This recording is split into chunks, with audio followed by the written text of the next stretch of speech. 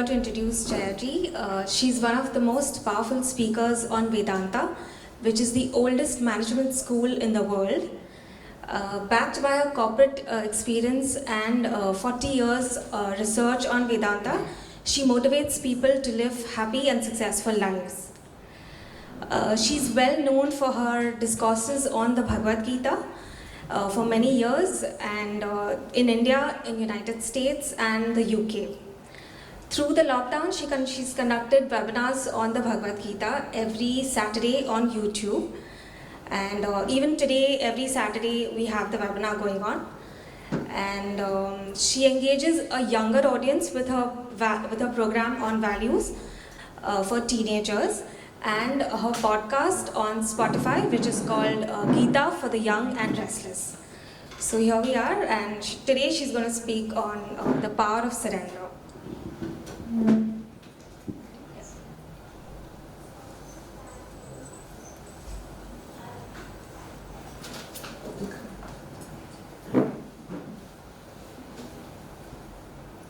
Thank you.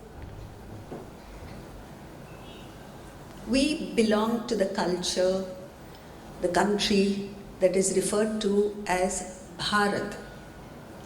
Bharata comes from two Sanskrit words. Bha means light and Rataha means to delight. So Bharata means, it's too loud, right?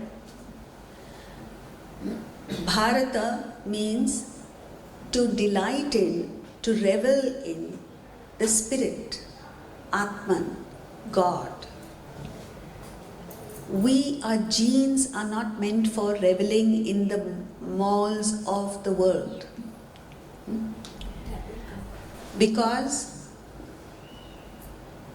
I think we can reduce treble a bit, no? Because mall is not M-A-L-L, it is M-A-U-L, it mauls you. Materialism mauls you. So,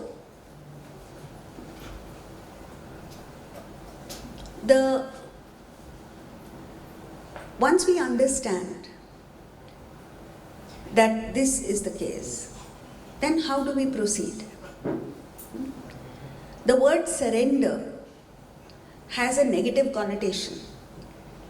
Surrender in the common parlance denotes weakness. Like Pakistan surrendered to India after the 71 war. So surrender denotes a weakness. But actually, it is strength.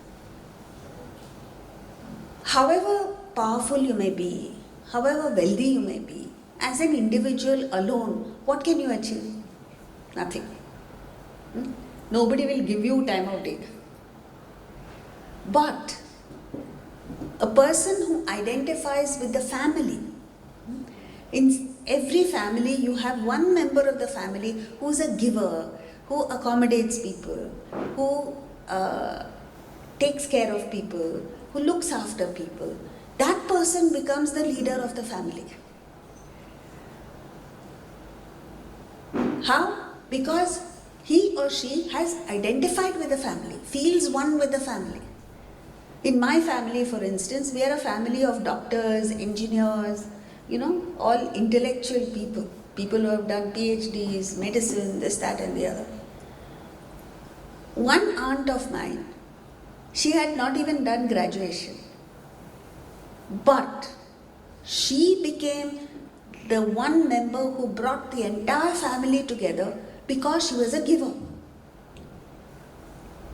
If any member of the family went through any trouble, she would take them, she would take care of them, whether it was a medical tragedy or some other problem. And when she passed away, by then we had family members all over the world. Every single member of the family came to pay obeisance to her. So that is how you become a leader, when you identify with the family.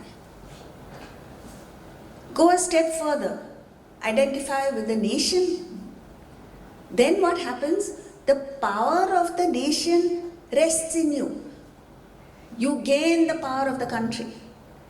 During the independence movement, when Gandhiji spoke with the British or anywhere, it had value because he did not speak on his own behalf. He represented 300 million Indians. That is what gave them the power. Today, when our foreign minister Jaishankar speaks, he speaks quietly but emphatically. I don't know whether you've heard him. Where does he get that power from? He represents 1.3 billion Indians, and the world better take notice of it. Now you go a step further. Identify with the spirit in you. You don't know what the spirit is. You don't know that you have that power. You don't know what it is. But at any point in time, identify with the spirit and miracles start happening. What are these miracles? Because Atman, the spirit in you, is free. See, not everybody is born in a wealthy family.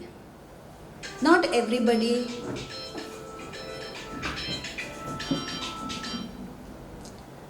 Not everyone is hugely talented like Virat Kohli or Bismillah Khan. Not everyone has that merit, but everybody has spirit in equal measure. Tap into the spirit, you gain infinite power. Example, Prahlada in our scriptures. Little boy, all he said was, I am a disciple of Lord Vishnu. That's it. I worship Lord Vishnu. His father, who was Hiranyakashipu, king of the demons, tried everything in his might and he was given tremendous boons because he had done immense tapasya. He tried with all his might to kill that little child and he failed. Because the forces of nature were ineffective when they were used against him. Fire lost the capacity to burn. The venom of snakes, nothing happened to him. Elephants trampled upon him, nothing happened. Now, this may sound like stories, but they are not stories. This is what will happen to you when you identify with the Spirit. That is surrender.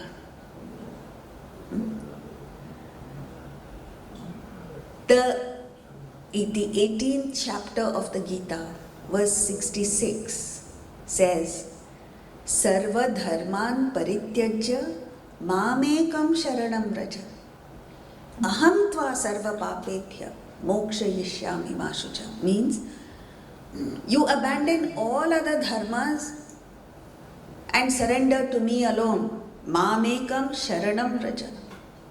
I will take away all your sins. Don't worry. Ma shuchaha, don't grieve.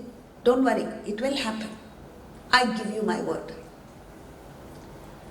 So, first of all, what is dharma? You know, on the surface of it, this verse seems to look like, give up all other religions and come to me alone. No, that's not the meaning. Dharma, the word dharma in Sanskrit has many, many meanings. One of them is that essential aspect of a thing which makes it what it is, without which it is not what it is. Like, let's take an example. Sugar. What is the essential aspect of sugar? Sweetness. So the dharma of sugar is sweetness. The dharma of fire is heat. The dharma of the sun is light. So on and so forth. What is your dharma? What is your nature? Who are you? Have you ever thought about it? You stand in front of the mirror and you think that is you. That cannot be you, because the same you when you were 3 months old was very different.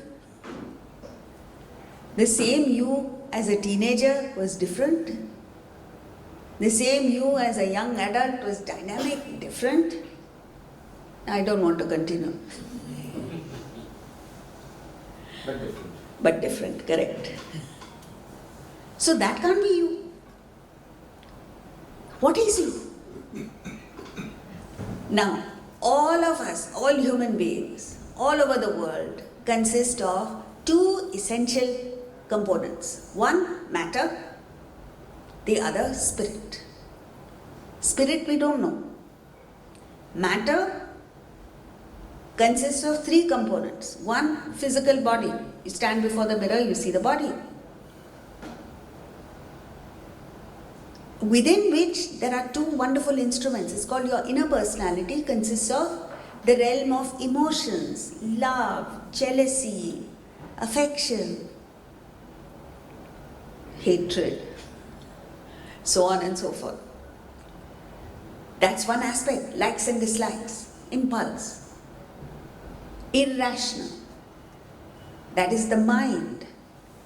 Fortunately for us, we have another component called the intellect, buddhi, head, which is denied to all other creatures. Only the human being has that. And that is called buddhi, which is the discriminatory factor, where you weigh the pros and cons and arrive at a decision. You think, analyze, reflect. This is what gives the human being power. But all three have their dharmas. The body's dharma is to perceive and act. The mind's dharma is to feel various emotions. The intellect's dharma is to discriminate between pairs of opposites. And the fourth component, the spirit. Now what is happening is, because we don't know the spirit, by default we are thinking of body, mind and intellect. Of the three, more body. Isn't it? How do I look? Is my hair all right? Are my clothes okay? Food. Things like that we focus on. Very few times we think of emotions and much fewer intellect. But all three being matter. Now what happens is, the law is, as you think, so you become. So we are continuously thinking of the body. What happens? You become the body. Thereafter, whatever happens at the physical level affects you. Think of the mind, you become an emotional personality. So you don't see physical things. You only see, is she a nice person? Does he have nice emotions? That's your world. You think of the intellect, you become an intellectual person. A lawyer, for instance. Do you know the worst punishment for a lawyer is to put him in the company of a person who can't think? This, I can't take this. They cannot suffer fools. So that is the thing. Now, the problem is, you may say, so what? So what if I think of body, mind, intellect, become it? The problem with that is, body, mind, intellect are matter. The world is matter. Matter affects matter. So you, who are the spirit, when nothing can affect you, have now reduced yourself to the physical, emotional, intellectual entity which is crushed by the world. When it's hot outside, your body feels uncomfortable. You cannot feel comfortable. When it's freezing cold outside, you're shivering. When someone says nice things to you, you're floating high. When someone says one little nasty thing to you, you're down in the dumps. Similarly, at the intellectual level, ideas, ideologies affect you. So, you who potentially are the master of the universe have now become a weak, dependent creature. This is our present state now. So, now to combat this, what scientists have done is they have developed the world. The world is a beautiful place to be in. Science and technology have vastly improved the world. But the world still affects you, no? So you're pretty much the same. In fact, when you ask people, they will say, my grandparents were happier than I am. Isn't it? What a waste. Billions and billions of dollars have gone into development of the world and we are still the same. So, what the Bhagavad Gita, when he says, Sarva dharman parityajya, give up the dharma of the body, mind, intellect. Mamekam sharanam raja. Surrender to me alone. Me alone means the spirit in you. He's not talking about the personality of Krishna. He's talking about the spirit in each one of us.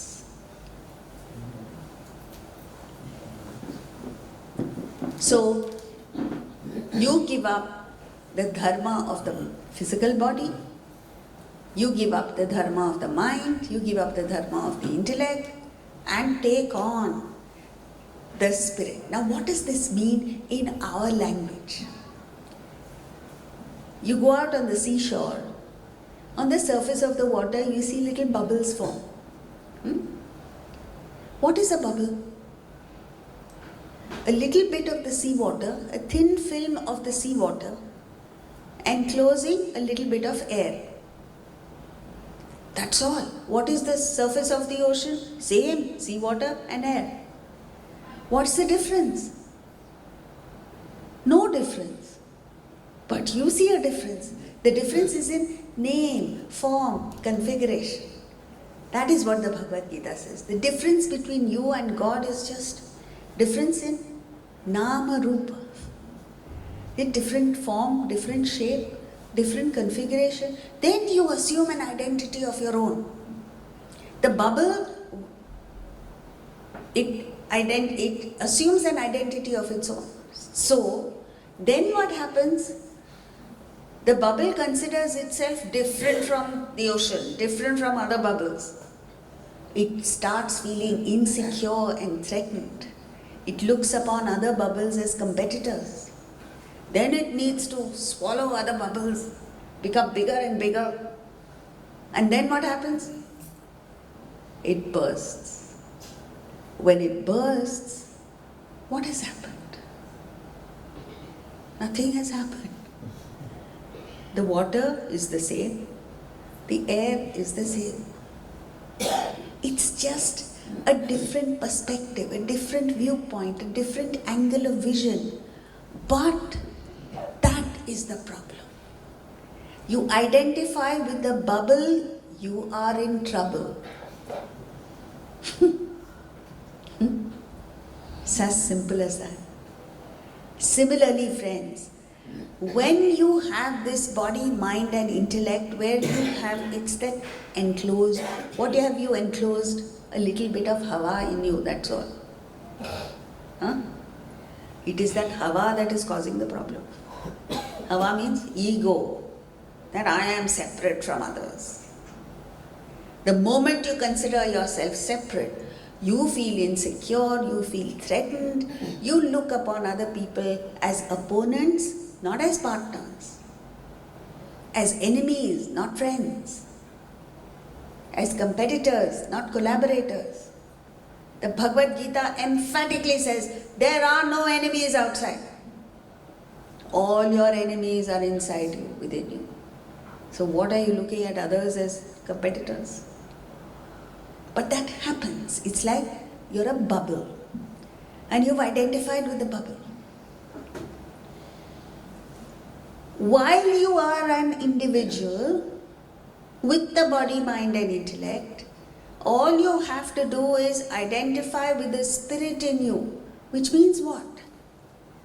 Just think, what is it that gives me life? Is it my heart? Is it my organs? Is it my nervous system? And even the most brilliant scientists have gone up to a point and said, beyond this, I don't know. This is the Kenopanishad. In the Kenopanishad, the ardent student goes to the Guru and asks, what is God? Where is God? Now the Guru has to explain an unknown entity to the disciple. You can't use unknown entities to explain another unknown entity. Knowledge proceeds from known to the unknown. He has to use words that are known to all of us. So what does he say? Brilliant. How does he define God? In words that a child can understand. He says, Shrotrasya Shrotram. It is the ear of the ear. Shrotrasya Shrotram Manaso Mano Yad Vacho Havacham Pranasya Pranaha Chakshushash Chakshura Dimujya Dhira, and so on he goes. It is the ear of the ear. Let's just stay with that. Eye of the eye, so on and so on. So you hear, right? You're hearing sound. What enables you to hear? Is it the outer ear? No. You know, in Europe there was a guy who chopped his ear off because he got a ringing sound. Didn't help. Is it the inner ear, middle ear? Is it the nerve that takes it to the hearing center in the brain? You talk to the most brilliant ENT surgeon. He'll take you up to a point, and beyond that he'll say, I don't know what makes you hear. That I don't know is God, is the spirit. So, while you are interacting with the body, mind and intellect, while you are perceiving, acting, feeling, thinking, one aspect of your mind should be anchored in the thought of Atman, God. That, call it what you like. That doesn't matter. It's the spirit which enables you. Every finger that moves is empowered by Atman. You open your eyes and see, it is enabled by Atman. So while you're seeing, hearing, one aspect of your attention should be anchored there. This is called classical living. You just heard music. Classical music happens when the musician sings or plays, sings. Different compositions set to different ragas and talas, but they are all empowered by that one note sa. No musician will play without the tanpura. Non-classical people like you and me will say either the tanpura plays or I sing. Both can't happen together. Because we have not learned the art of aligning with that sound. That is why we are called bathroom singers. You know why bathroom singers? You have to sing in the bathroom because your singing cannot be tolerated outside. Besur, betal, everything is gone. Similarly, our classical living is when you are tuned to that power. It's not difficult. And yet, when you're involved in the world, that idea goes out of your head. As we said earlier, it's a way of looking at things. It's a perception. It's an angle of vision. If you have it, consider yourself blessed. It's not blessing. You have to develop it. That's all there is. Then life becomes a breeze. You enjoy life. You're not dependent on whether, this is a very practical concept because you have no control over what you hear. See, eyes at least you can shut your eyes. Hearing you can't. You have to hear. But you have no control over what you hear. Sometimes you hear pleasant things, sometimes you hear unpleasant things. So, when somebody is shouting at you or saying nasty things to you, you don't have to, you have the choice of identifying with what is being said or switch to that which enables me to hear. Then life is exciting. The louder the person screams, the greater is your enjoyment. But don't say it out to the person. Within yourself, enjoy. Then you are not affected. This is what Buddha said. Buddha was walking along with his disciples, and some fellow on the street said nasty things to him. The disciples were all ready to fight. Buddha went on unaffected. At the evening meal, they asked him, Master, why you should have given us just one little signal. We would have beaten that guy to pulp. So Buddha said, it is his freedom. He is free to say what he likes. But by the same token, I have the choice of receiving what he's saying or returning it with thanks. I returned it, I have no problem. You guys received it, you have the problem. So this is it. Slight shift in attitude. And what is potentially the source of misery and pain now becomes enjoyment and excitement. So this is it. Sarva dharman parityajya mamekam sharanam vraja. Then he says, aham tva sarva I will release you from all sin. Sin means mental agitation. We are all agitated. Our mind is never calm. This agitation is because of all suffering, in fact. Krishna says this in the 2nd chapter, is because of wrong identification and attachment. Wrong identification, spirit is the real you. You've unnecessarily identified with body, mind and intellect. It's like you get into a car, you're invited to a party, dinner, you go to somebody's house for dinner, and as you're about to enter the person's home, the building,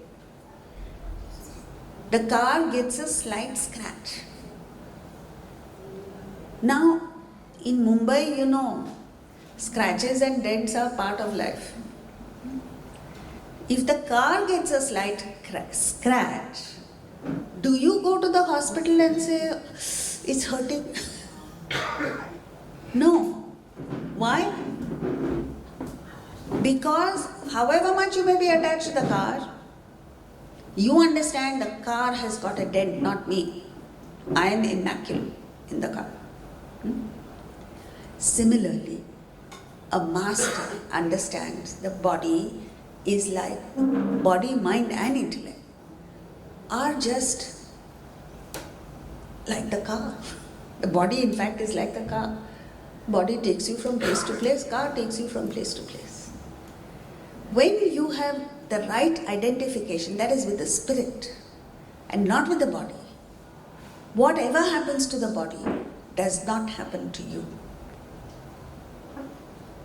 That's how Sri Ramakrishna, Swami Vivekananda's guru, even though he had cancer of the throat and towards the end it was, he couldn't even swallow his own saliva. And Swami Vivekananda broke down. So Sri Ramakrishna told him, what's wrong with you? What's the matter with you? Why are you crying? Don't you see I'm not suffering? My body has cancer, I don't have cancer. You eat, my stomach is full. What an attitude to have. So, pain is a given in life. The moment you come into the world, pain you have to go through. As part of life. Even Sri Ramakrishna had to go through pain. But suffering is a choice. You are choosing to suffer because of wrong identification. You identify with body, you say it's like this. You know a horseshoe magnet? Bring a piece of iron to the horseshoe magnet. What happens? It's attracted. It's affected by the magnet. Take away the iron piece, bring a wooden piece to the magnet. What happens?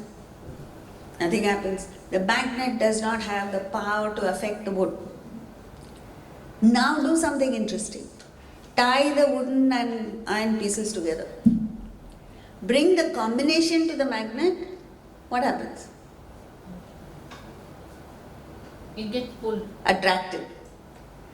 But even while the combination is attracted, the wooden piece in that combination is still intact, immaculate, untouched by the magnet. It appears to be affected because of the bondage, because you've tied the wooden and iron pieces together. This is you and me. The world is a powerful magnet that is influencing the body, mind and intellect. Because world is matter, body, mind, intellect is matter. You are the spirit. You're like that wooden piece. Don't say you're wood. But because of your unintelligent identification, bondage, infatuation, you've fallen in love with the body, mind and intellect. So because of that unholy bondage, the world seems to affect. In reality, you are still unaffected. So try this. Loosen this attachment. When you've actually experienced it.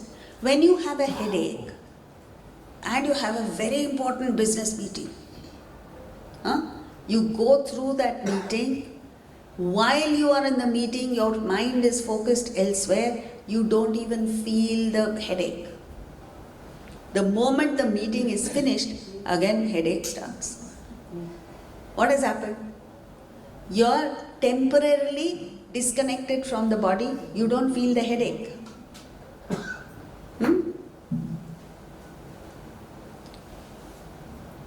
I don't know if any of you are affected by turbulence in air. When you take a flight, especially during the monsoon, there are times when there's turbulence.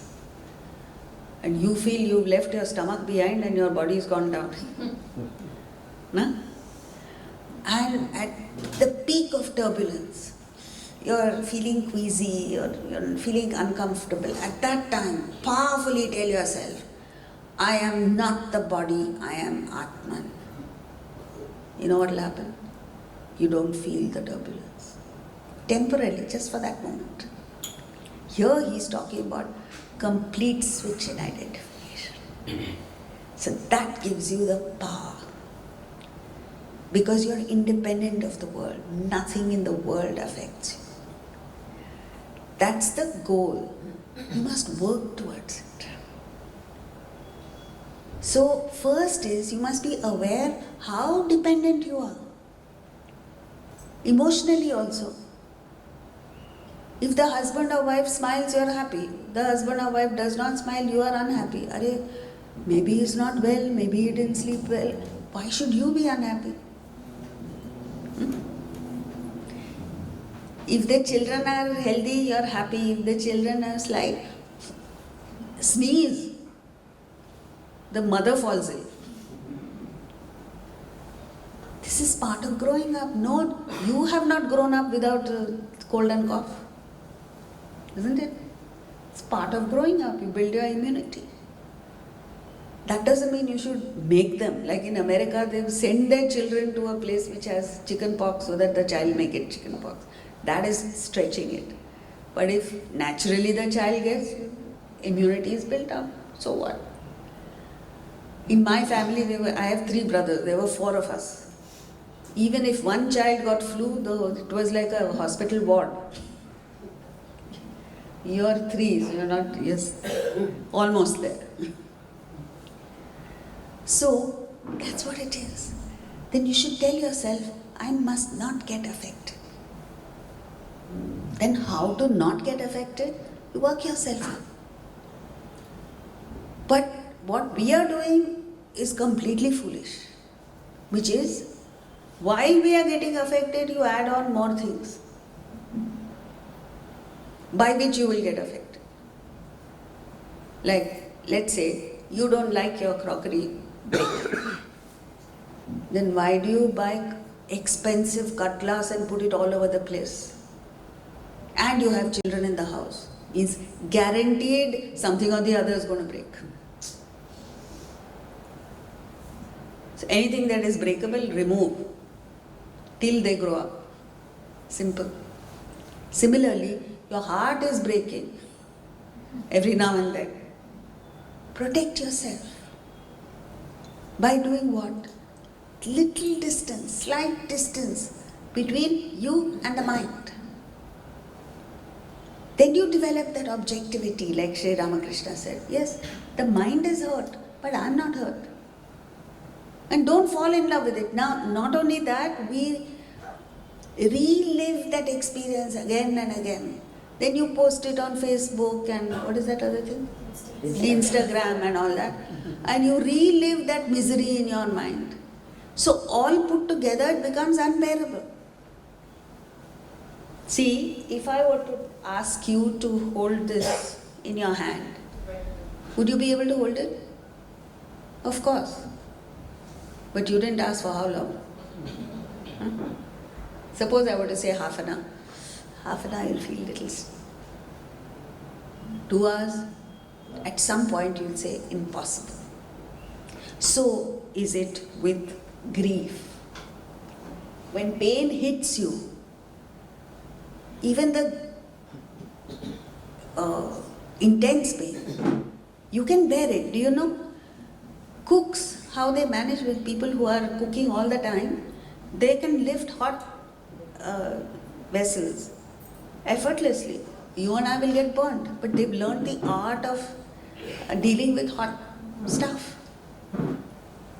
But the trick is, quickly you let it go. Then it doesn't hurt you. But you relive that pain and the torture over and over again. And every experience you relive, all put together you get depressed. Impossible to live. So, let go. Learn the art of letting go. Particularly painful, any experience, joyous or painful. Let go. Move to the next experience. Because life consists of pairs of opposites. Joy and sorrow, pleasure, pain, so on and so forth. It is these opposites that make life so exciting. Suppose you were to have only joy, you would get bored. That's why in the family, if there's one person who is little difficult, that adds to the excitement. Because you don't know what's going to happen. Next moment there will be maybe an explosion, or there may be a peaceful experience. This not knowing, that suspense adds to your enjoyment. So that's how I am excited in life. You know why? Because I've always had one member of the family who is difficult. And I thank that person for not only my enjoyment, but for my development. That person keeps you on your toes. So thank your stars. Chalta hai, it's part of life. So you develop that objectivity. Now coming back. Aham tva sarva papebhyo. So this attitude makes you free from affectation. So all your mental agitations go. And don't worry. Means you do what you think is right.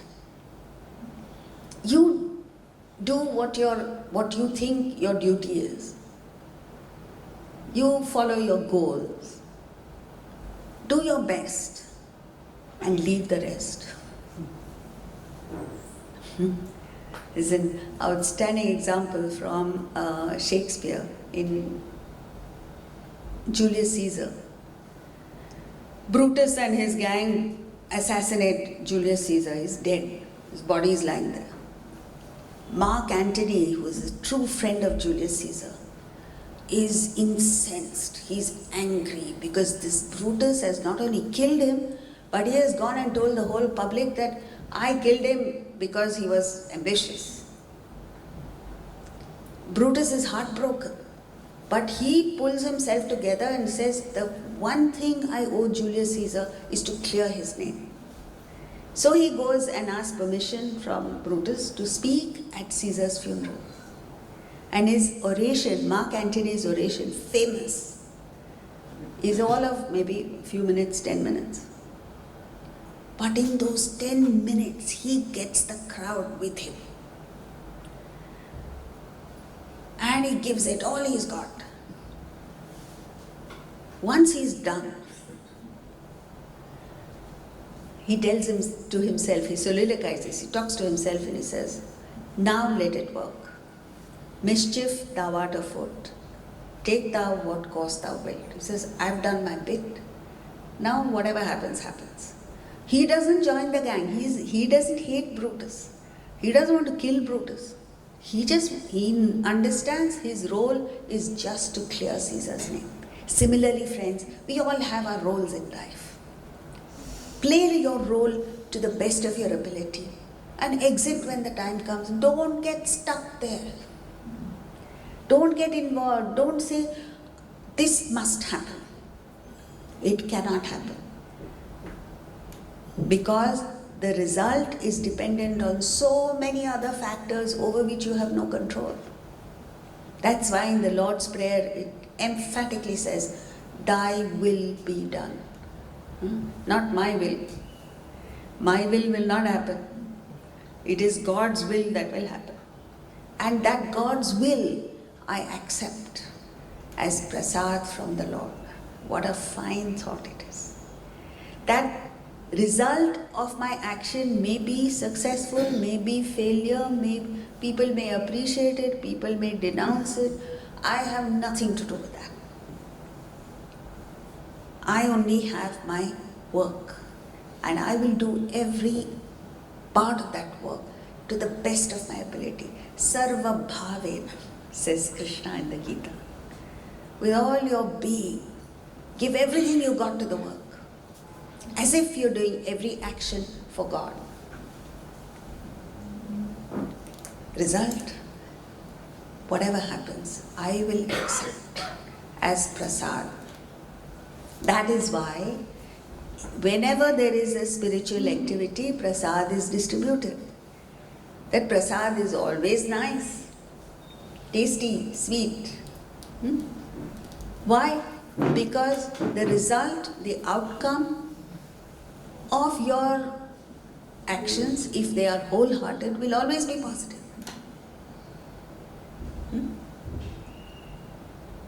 Then comes, how do you get there? Because today we are all involved. We are all attached. We are all suffering. How do you get out of this suffering? The previous verse says that. Verse 65 of the 18th chapter gives the methodology. The entire spiritual path in one verse. Very rare.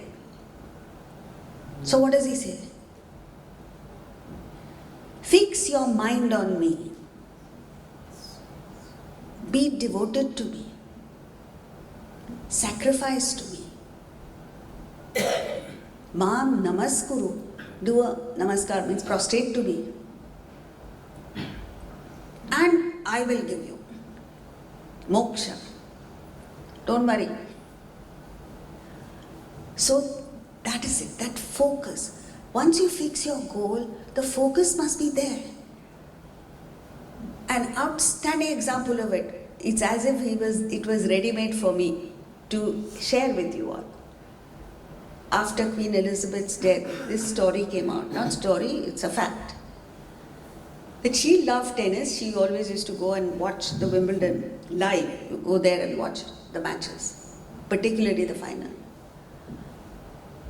So she enjoyed tennis, she liked tennis. One day, she invited Nadal to Buckingham Palace. This is a great honor because not everybody is invited to Buckingham Palace. Have you got an invitation? Nadal thought about it and he replied to the Queen, "Thank you very much. I'm extremely honored to get this invitation." But he declined. He declined that invitation because it would interfere with his focus on tennis. What a man. It's not for nothing that Nadal has achieved what he's achieved. And that time was the second time he won the Wimbledon title.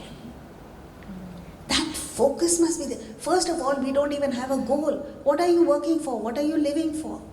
You can't live from day to day. You can't wake up and say, I'll see who's inviting me to lunch, otherwise I'll invite somebody for lunch. You can't live like that. You must have some purpose in life, some mission in life, some goal. We'll talk about that a little later. So that focus. Then, Mad Bhakta, be my devotee. You know, your eyes should open out to the miracles that are happening around you. When was the last time you woke up early and watched the sunrise and wondered who created the sun? When was the last time you looked at a flower and admired it? You like mangoes? Before eating the mango, have you looked at the mango and wondered, my God, what a creation?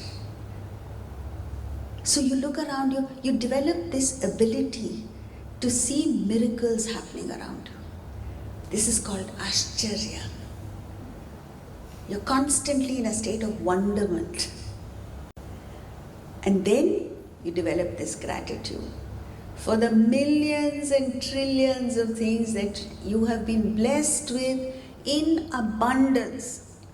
Oxygen supply you've got from the time you were born. Has the atmosphere ever said, I have given you enough oxygen, now shut it?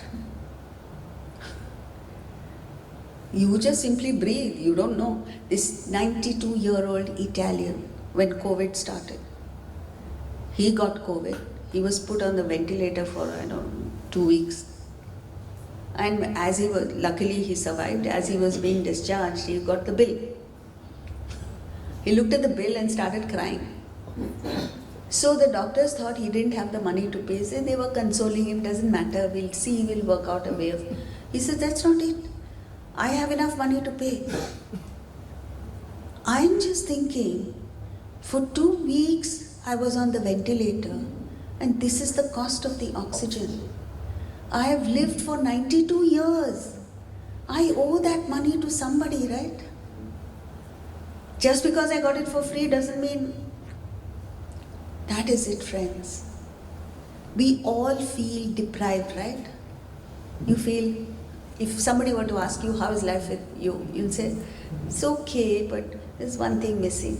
My daughter is 32, not yet married. My daughter-in-law is terrible. My financial condition is not that good. And it's not that it's not good, it's very good, but he wants more. Like this, all of us want more. This puts a brake on it and suddenly you understand, I am in abundance. So how you feel about yourself and your life depends not on your assets, but on your mental attitude. Sudama lived in poverty all his life, but his mental condition was his mind was in abundance every moment of his life. That is why when he was sent on the express mission to Krishna to ask for help, he comes back and tells his wife, but I'm meeting my dear friend after so many years. How can I go empty-handed? What a fine thought that is. They had nothing in the house. His wife borrowed poha from the neighbor, made it and gave him a handful of poha.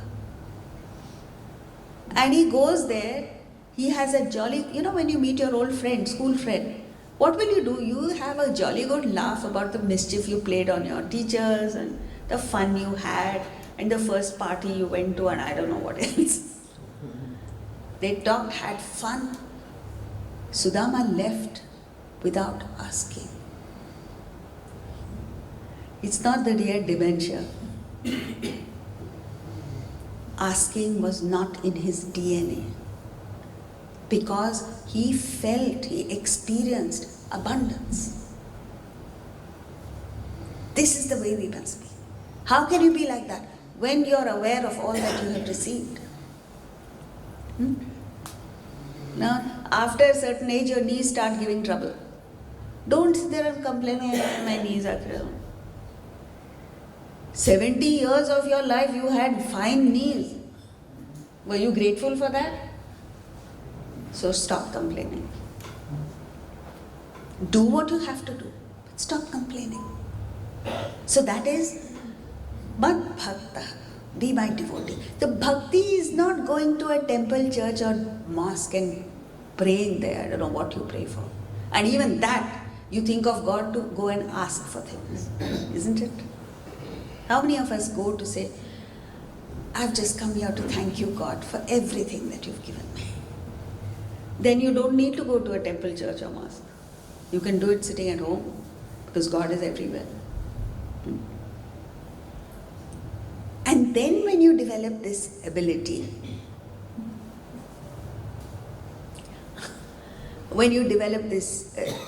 ability to feel gratitude, you feel love for everybody.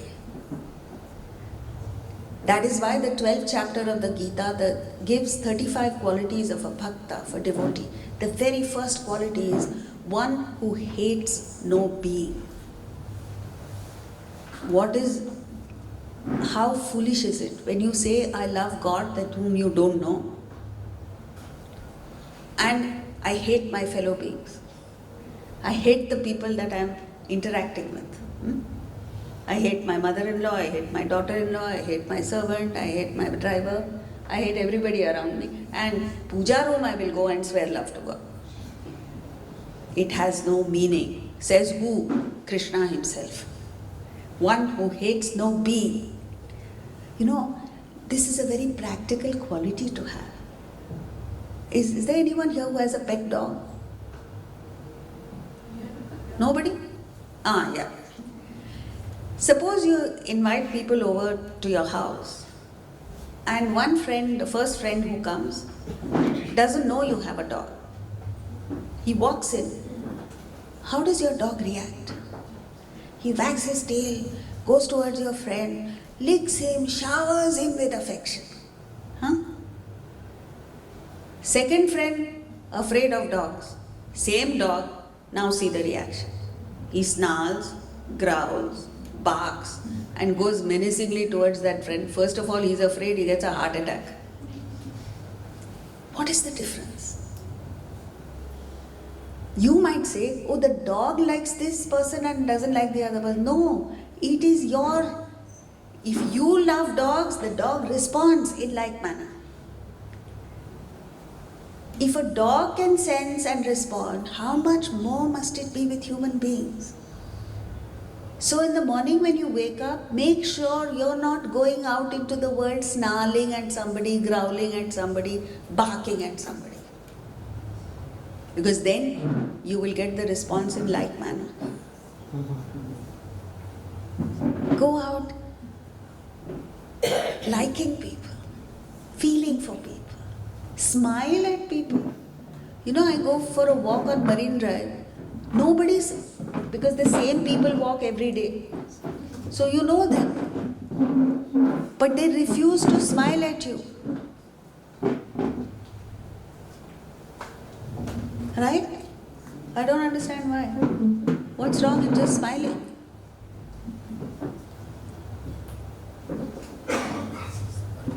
So that's it.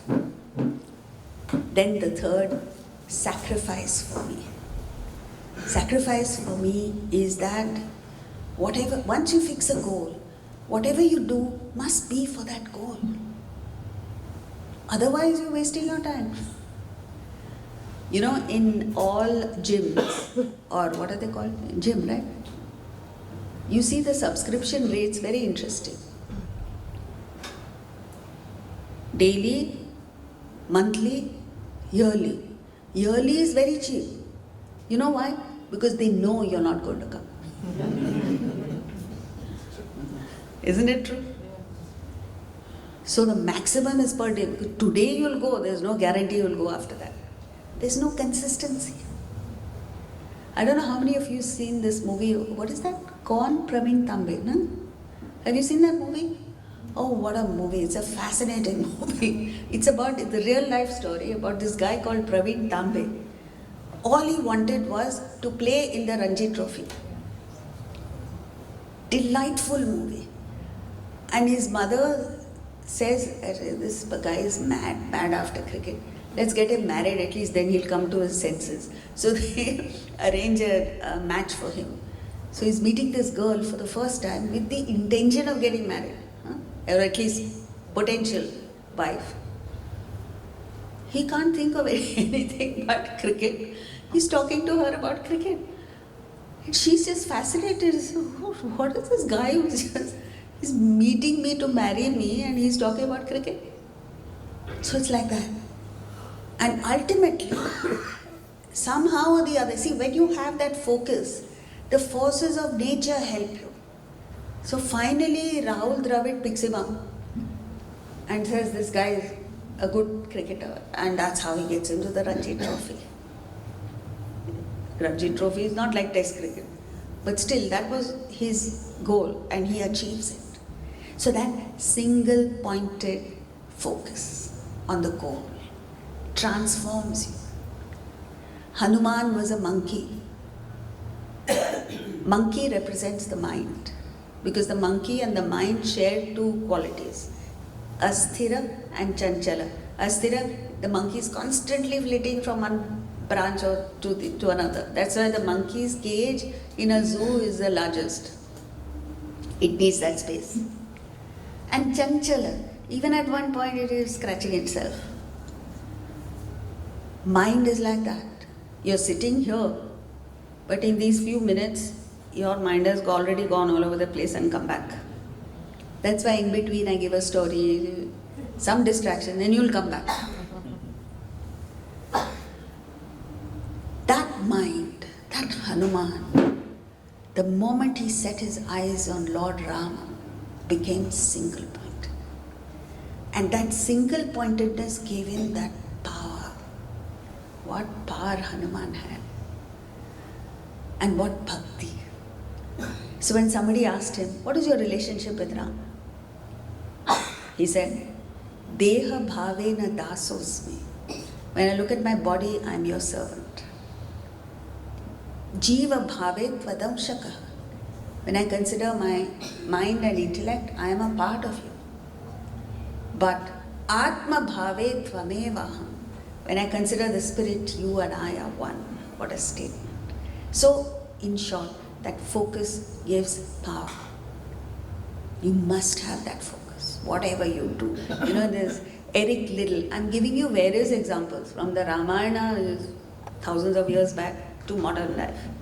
Eric Liddell was a Scottish athlete who was an Olympic champion. He set records that were not broken for years afterwards. Some Australian did it years later. Where did he get his power from? He came from a missionary family. And he used to say, God made me to run, and I will run for God. Simple. He ran in the Olympics. He didn't have money to hire a coach. He didn't have enough money to buy shoes that would take him to that thing. One time he lost his shoes and he had to pick up a pair of dissimilar shoes from the garbage bin. He ran with that in the Olympics and won. There was a time when he fell down, picked himself up, ran, he still won. He used to run the 400-meter race. And you know, normally they space themselves out in the 400 meters. This guy, from the start, he used to run fast. So they asked him, how do you do it? He said, very simple. First 200 meters, I run as fast as I can. Last 200 meters, God makes me run. What a guy. He's called the Flying Scotsman. You do a search, very inspiring. Focus. Take us, first of all, everything we do is half-hearted. The mother can't do things for the children with all her heart and soul. Arey, they are yours. There's a lady in Houston who, my host, very lovely person, very nice person, but horrible cook. And in America you have to cook yourself. You don't have Maharajas to cook for you. So she kept telling me, she had 2 sons. She said, I don't know why the boys like eating out so much. Very soon I realized. She made upma for breakfast. You couldn't eat it. See, for me it's all right. I was there only for 4 days. And my philosophy is, if the food is good, fine, enjoy it. If the food is bad, I lose weight. I eat less. Both ways I'm happy. But anyway, this is it. Whatever you do it with your heart and soul. And be steady. Single-pointed devotion you must have. There's a musical family, they at least admire music, right? So there's a classical musician, Pandit Dinkar Kaikini, who was in Lucknow school to learn music. When I went to Lucknow many years later, I happened to meet a teacher or principal of that school, and she said, I was very young then, but I remember till late at night, there was only one room in which there was a light. There was only one person doing riyaz there, and that was Pandit Dinkar Kaikini. Unless you have that, see, I'm not saying you should be a workaholic. That's different. But that dedication must be there. It can't be for money. Most people work only for paycheck and profit. That's why you look at the thousands of people going to work, especially on a Monday morning. Does anyone look excited? Happy? Exhilarated? No. They're all pulling long faces as if they're going to a funeral.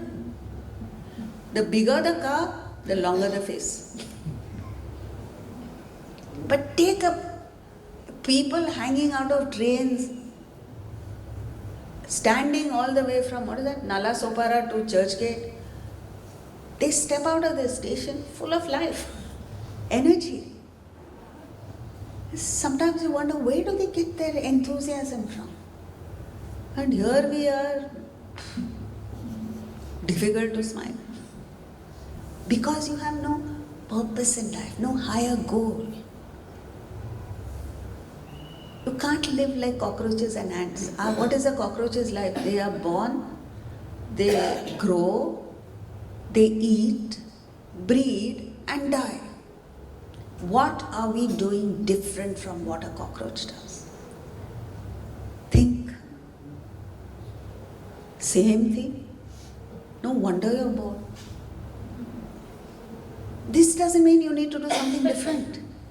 The same work that you do, give it a slightly higher angle to it. There's a guy in Birmingham, England, who manufactures ready-made clothes and sells them. And his motto is, every customer of mine must be happy wearing my clothes. So it's not about money. Incidentally, he makes a lot of money. Why? Because his customers are happy. Here, a tailor will say, it doesn't fit you properly, a tailor will say, 19-20 ka farak to hoga hi. And that's not 19-20, it's 10 and 80 farak. Starbucks, when they started, the chairman, their objective was to give Americans the experience of a cafe in Italy. So it's not just about drinking coffee. It's about that experience. And then He sent out a mail to every single employee of Starbucks, that guy who makes the coffee and gives it to the customer. He said, when you make that coffee, you should put one extra ingredient in that. And that is, you pour your heart into it. What a concept. When you pour your heart into making a cup of tea for somebody, it's different. It has that something special. I don't know what it is. I am blessed that I have a girl at home who works like that, who cooks like that. She puts her heart into everything. So once when we had a guest and I offered them a cup of tea, they had the tea and said, this is the best tea I've had in my life. So I called the girl and said, she's the one who made it. Yeah? So you get recognition. So the same thing, do it for a higher purpose. And the highest is for God. Emperor Akbar, the Mughal king, was a lover of the arts. So he had a musician in his court, Tansen, famous. So one day he asked Tansen, I want to listen to your guru. Tansen said, forget it, my guru won't come here. Akbar said, doesn't matter, we'll go to where he is. So they went to a little village, there was a small temple there, and as they approached the temple, they heard the most exquisite music. Akbar stood outside the temple enthralled by the music. When he went back to his court, he asked Tansen, you're brilliant, but your guru has a distinct edge over you. What's the difference? Tansen said, very simple, Maharaj. I sing for you, he sings for God. We have all experienced it. When there's a puja at home, you make the prasad. If you do it the orthodox way, you're not even supposed to taste. How does it come? Delicious. So the children say, Mama, that day you made the prasad, make it again. Now, same lady, same kitchen, same ingredients, same recipe, this time not as good. Why? That time she made it for God. Now she's making it for her kids. There's a difference. There's a distinct difference. And if you get into that, I don't know what to call it, that frequency of doing whatever you're doing for God, by God you'll be successful. And like this, there are so many concepts that the Bhagavad Gita gives. Our culture, our heritage is rich. It will make you rich. India never conquered other nations, never subjugated other civilizations for wealth, power, economic dominion or military conquest. Yet it was rich. It had wealth the likes of it you can't even imagine now. How? Because we were established in these values. Then there was the fall. What a fall was there, my countrymen. Then I and you and all of us fell down, said Shakespeare. This is the fall. Fall, not because we lost our wealth, we lost our values. The current scenario is there is a complete disconnect from our values, from our culture. There is no pride in being Indian. Ask the younger generation, what food will you have? Pizza, pasta, Mexican, Ethiopian, anything but Indian. Why? It's not trendy. Trendy? You make it trend, na? A lady wearing a sari is not allowed in a restaurant, whatever you call it. Why? Because you are dressed inappropriately? Since when did the sari become inappropriate? In India. And you take it, boycott that pub till it goes out of business. Not because, see, I'm not a fanatic. You can wear what you want. But you can't be ashamed of Indian clothes. You can't be ashamed of Indian food. You can't be ashamed of being an Indian. Then you are ignorant. You have no clue. Do you know the Americans are dying for the knowledge that we are sitting on? And just as they have taken yoga, they are going to take Vedanta and sell it back to us. Then we'll buy. Now when it's free, you don't want it. This is our present condition. And it's getting worse with every generation. So it's time to wake up, friends. We are where we are because of our heritage. Otherwise, we would have had a revolution long back. Where youngsters today are competing with each other to buy a BMW and a Mercedes, and on the other side, there are people who can't give their children treatment for typhoid because they can't afford it. Where is your conscience? Where are you? Are you human beings? Is something that we need to ask ourselves. You live these, you can do what you like, you can gain the luxuries of the world, you can become the richest person in the world. That's not the point. But at least be established. Today, there are no two people who can get along. Husband and wife, of course, don't get along. Two sisters don't get along. Mother is fighting daughter, father is fighting son. In courts, it is shameful. And yet, our culture says, Vasudhaiva Kutumbakam. The whole world is one family. Where is that and where is this?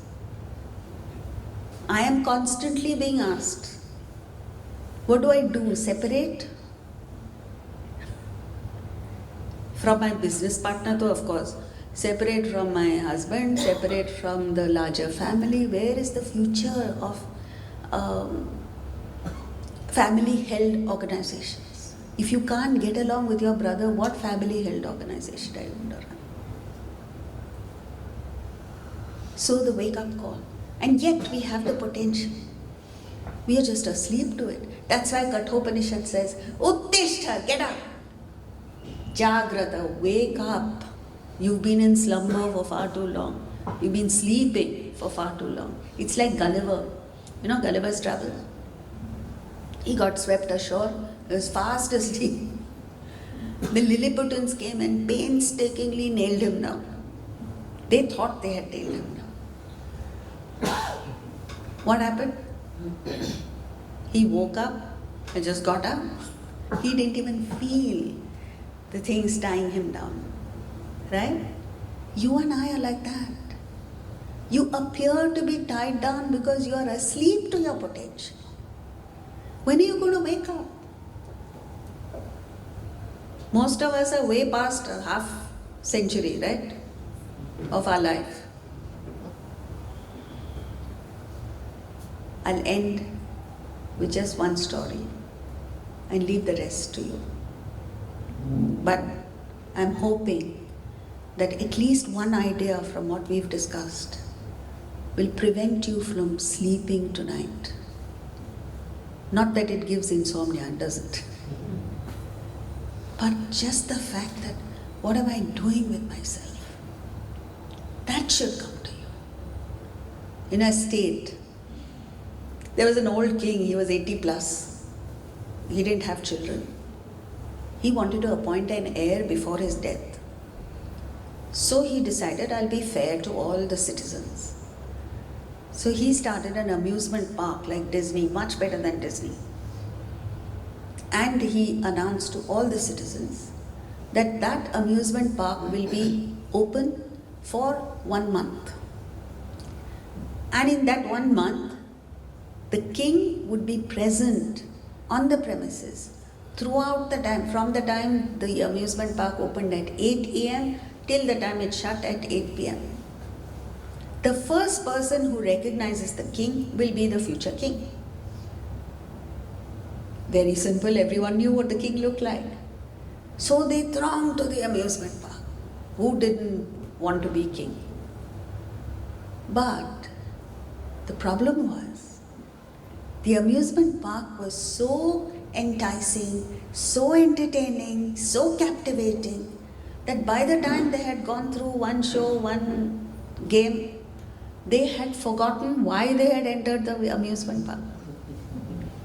So they were too busy enjoying themselves. And before they knew what was happening, they had to leave. Finished. Everybody got only one chance. So this went on day after day, day after day. On the 29th day, the king was so disheartened and despondent. He said, these idiots, I gave them such a simple thing to do, then they can't find me. Anyway, 30th day, last day, he went, not hopeful of any result. But on the last day, a young, bright man entered the amusement park with enthusiasm, with excitement. He went through every game, every show with the same excitement. He enjoyed every bit of the amusement park with one difference. And that was, he never forgot that he had to find the king. So while he was enjoying the amusement park, his eye was open to finding the king. So where's the king? And at 7:30, as the sun was about to set, he was tired. He sat down and said, this king is a scamster. He has played a huge fraud on us. He is not here on the premises.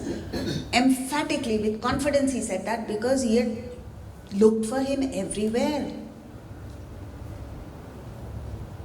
While he sat there, he suddenly heard temple bells. He looked in the direction of the bells and he said, wow, that was the one place he had not looked for the king. Why? Because it was the only permanent structure on the premises. Everything else was impermanent, temporary. So he quickly got up and moved towards the temple. And he found a pujari doing the evening arti. So he, with respect, he waited till the arti got over. Even in the temple, he did not get involved with the arti, the deity, nothing. His search was only for the king. The moment the arti was over, he tapped that pujari on the shoulder and said, turn around, my friend. There was the king. And he became king. Now what is the message here? The world is like one big amusement park, isn't it? It's there for you to enjoy, and all of us are enjoying it.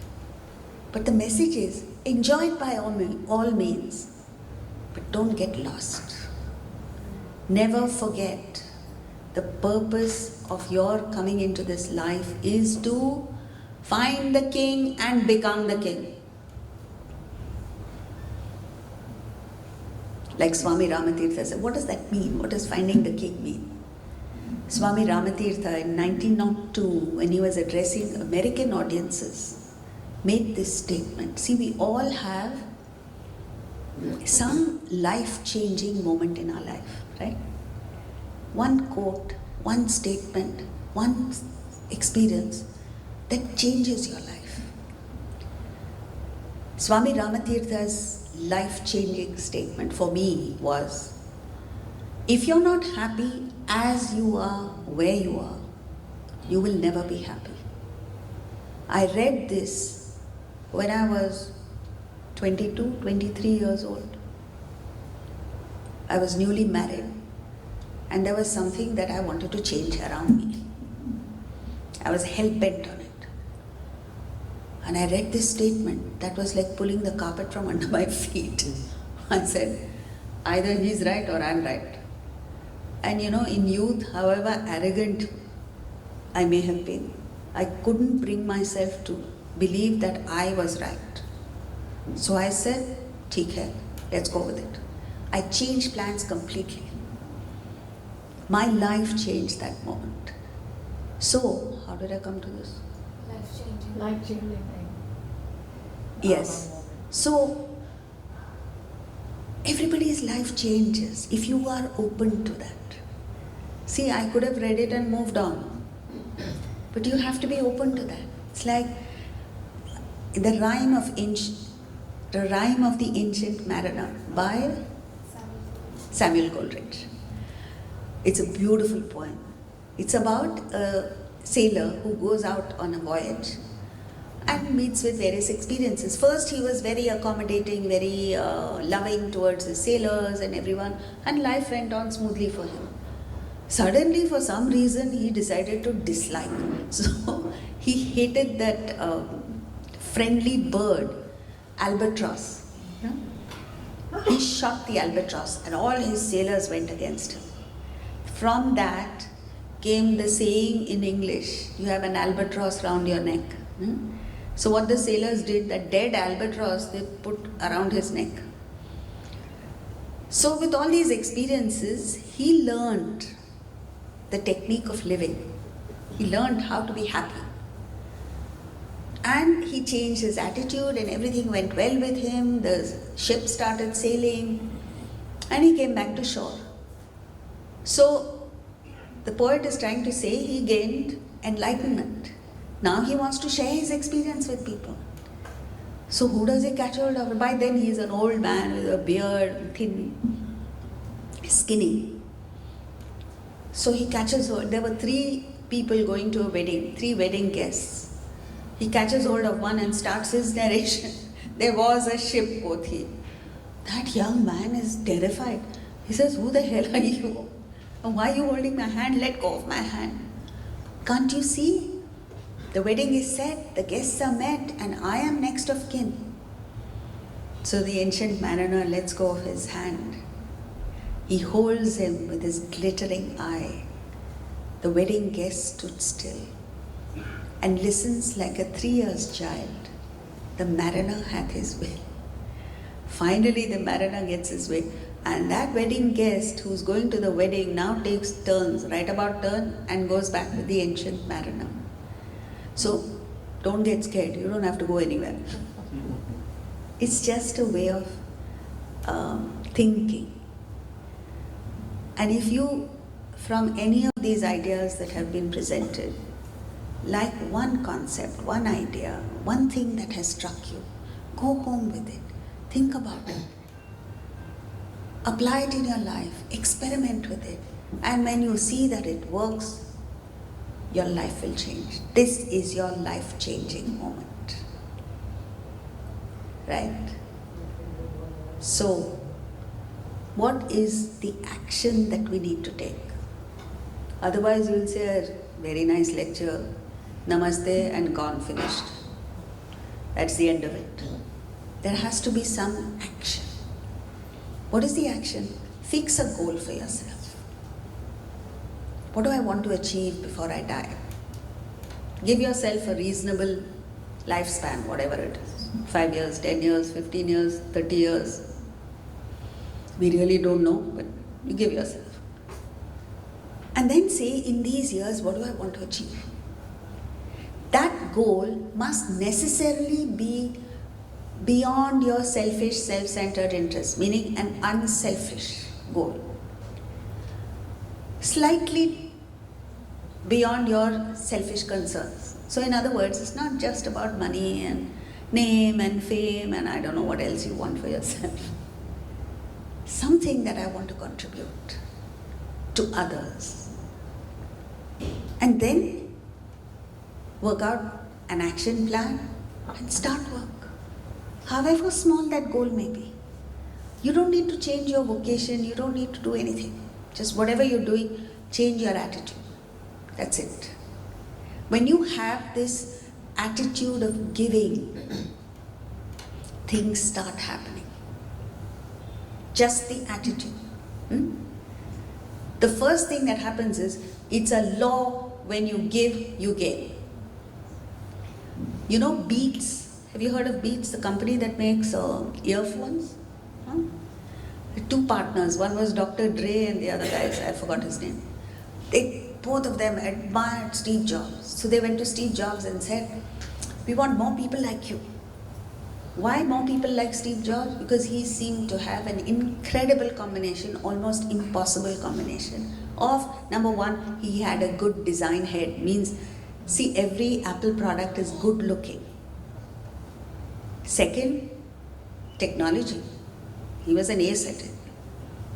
Third, good business head. Apple turnover is more than the GDP of many countries. So, combination of these three. Steve Jobs said, very simple, start a course. Now they had to put their money where their mouth was. So they went to the University of Southern California in LA. I know a boy who was enrolled for that. And that course is a combination of these three.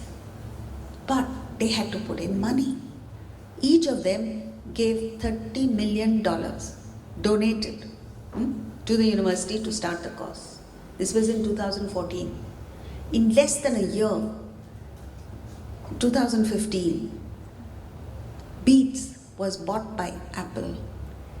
Each of them got $1.2 billion. Now don't please give 300 rupees and expect. But it is true. Just develop the attitude of giving. The moment you think of giving, that moment you are enriched. And any time in your life you think of maneuvering for your benefit, that moment you are impoverished. This is a law. So, that is why in our culture, at every stage, whether it's a birth or a death or a marriage or whatever it is, you are supposed to do dhan. Dhan is not giving 11 rupees. You ask the pujari, he'll say, put 11 rupees and give. It's not about that. It's a giving with your heart and soul. And it's not necessarily money. There are other things that are far more valuable. At the emotional level, opt for love rather than hatred. It's very easy to hate someone. It's the easiest thing to do. To pick on a fault and say, I don't like it. I don't like you. Easy. But it's difficult to overcome a difference, to overcome certain negativities and say, I love you nevertheless. That gives power. Wherever you love, you gain. You see, when you hate someone, that person may or may not know that you're hating the person. But it sure as hell is going to kill you. Please believe me. Your blood pressure will go up, your triglycerides will go up, everything will go up. Love someone.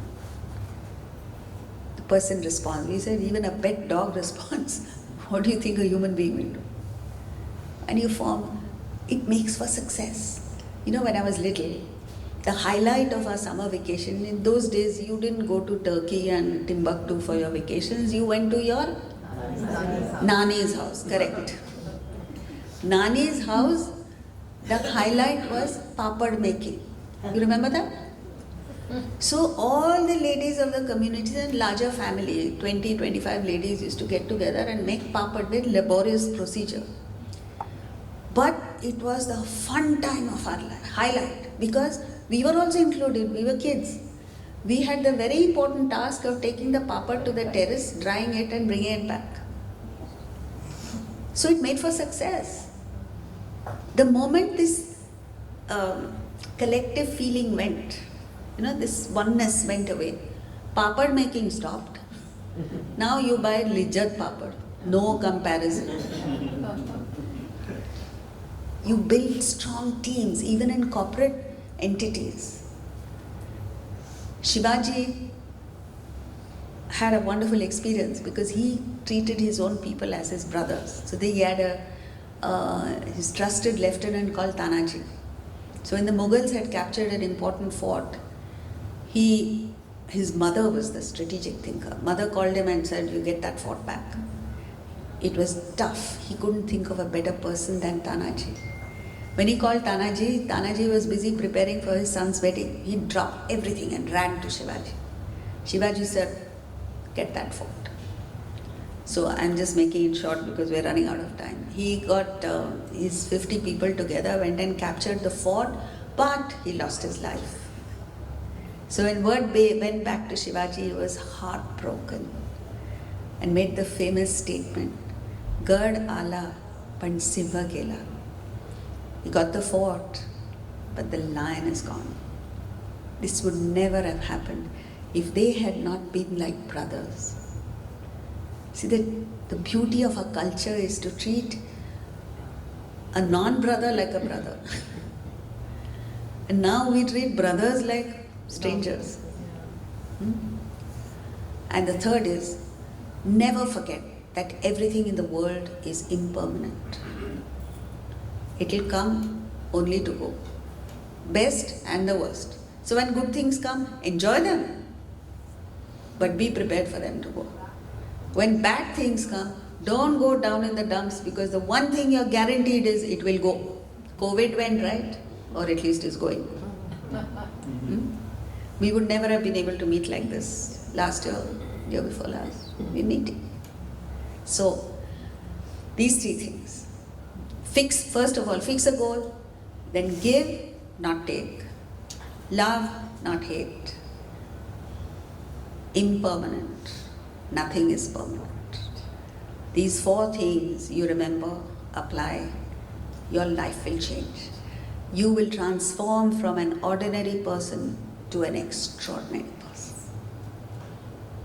Every person who followed these principles, even to the extent of 5%, became extraordinary. Okay? Thank you very much. I must thank the Sonthalia family for giving us this wonderful opportunity, and we will end with a bhajan.